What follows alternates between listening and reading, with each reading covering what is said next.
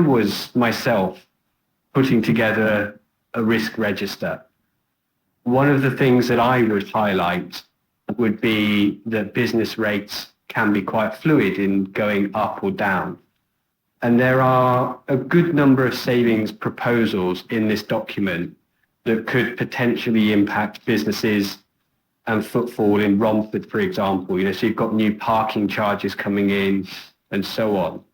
Can you talk us through, or maybe later on in the meeting, whether you've modelled the impact of your proposed budget savings on the footfall and therefore the business rates that Havering Council would receive?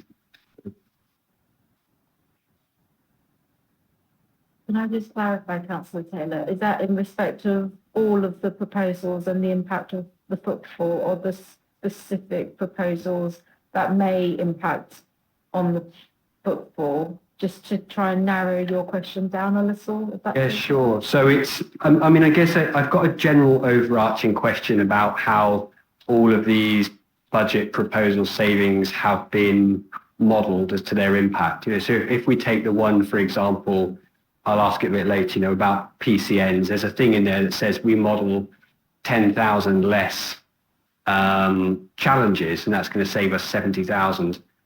But we're introducing some new parking zones, so that increases the chance of people challenging. So there's a general overarching question of, you've got each individual savings proposal modelled on its own. Is there somewhere where we've said, if we implement every single one of these savings, we know what there might be a knock-on effect. So for example, we might see business rates drop because we've dissuaded everyone from coming to Romford to shop with our parking prices. Has that exercise been done? So we haven't specifically modelled the impact on local businesses on a system-wide basis, on a borough-wide basis rather. However, in terms of the modelling that we've taken for each of the proposals, we will have taken into account what the impact will be on future on future income generation based on a reduction potentially of less people using the pay and display meters, for example. So we have done aspects of modelling, but as to whether or not we've extended that to assess the potential impact on businesses, it will be really difficult for the council to do, because it might not just be changes to parking that then leads to a business no longer being financially sustainable. So our decision is a very small part of a number of different factors that could impact on that business. So it would be really hard to put down the determinant factors and to work through, what's caused what. Just to add to that, if I may, it's along the same lines as David. If you take into thinking the right word, the car parks in the parks and the savings or income it will generate, we don't have any figures currently that says how many people use the park. So I'm just a bit concerned. Also, just to come back, it was mentioned that Romford is not losing free parking, and that's incorrect. There is free parking on a Sunday. And that comes back to my point about engaging with the shopping centres. If you visit the brewery on a Sunday, if you stand at the roundabout on the ring road, cars are queuing for an hour to access that car park, and they're doing so because it is free. If the brewery is forced to put up their parking prices, there is a danger that a huge volume of shoppers go somewhere else. So Romford is losing free parking on our most vital shopping day. And I would really recommend that there is a proper set of modelling done and engagement with those businesses to see what would happen if the brewery and others had to start charging on a Sunday, because it will be a knock-on effect to the whole town. Sort of staying similar to that theme when it comes to sort of modelling and such, and just about whether we can actually stick to these savings that we've proposed. A lot of these savings templates, when you go through them, they use phrases, got some here, where it says that it comes with strong caveats, or it says there's not sufficient data for the modelling. One of them says there's a lack of reliable data, meaning that forecasts could be inaccurate. And that's quite consistent through a lot of these savings templates, which concerns me because we're saying that this is a robust statement.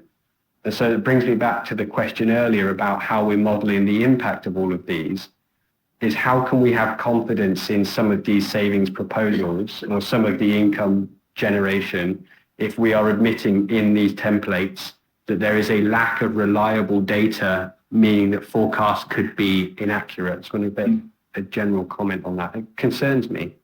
And I know it's difficult. There has to be some kind of modelling, but we're admitting that we can't accurately judge what money we're going to get.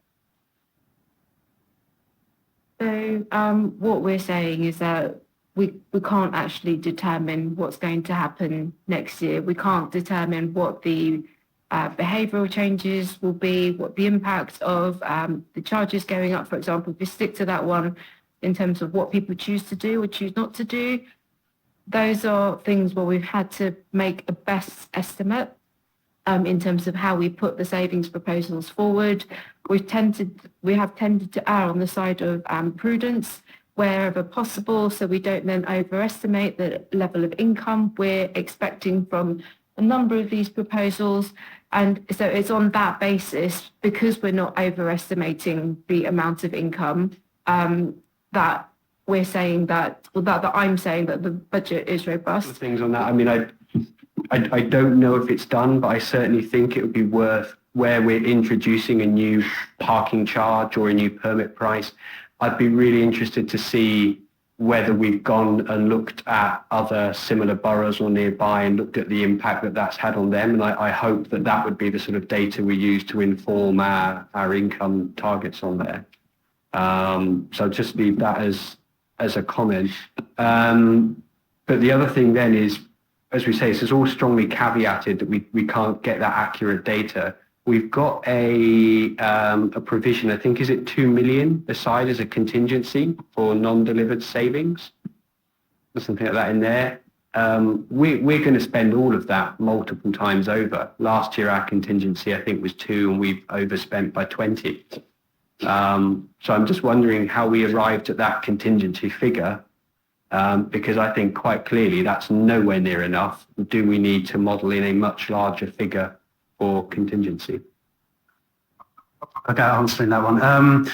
In terms of last year, I mean, quite patently, and I think the report sets out at the beginning, whilst we had when officers were sitting here last year, they were genuinely saying this is what we believe the budget to be, and circumstances proved that the rising cost of temporary accommodation and the rising cost of social care outweighed that, which has caused a lot of the overspend. Just getting back to your question, in terms of the provision we've got in for next year, we've actually put a 3 million provision in, which represents 20% of the savings target. But just to be clear, and Kathy's just exemplified this point, we've been prudent in terms of what we believe is achievable on these savings. There are doubts on them, and we will be monitoring it very, very closely, and very happy to come back to scrutiny with updates on that, as we just discussed.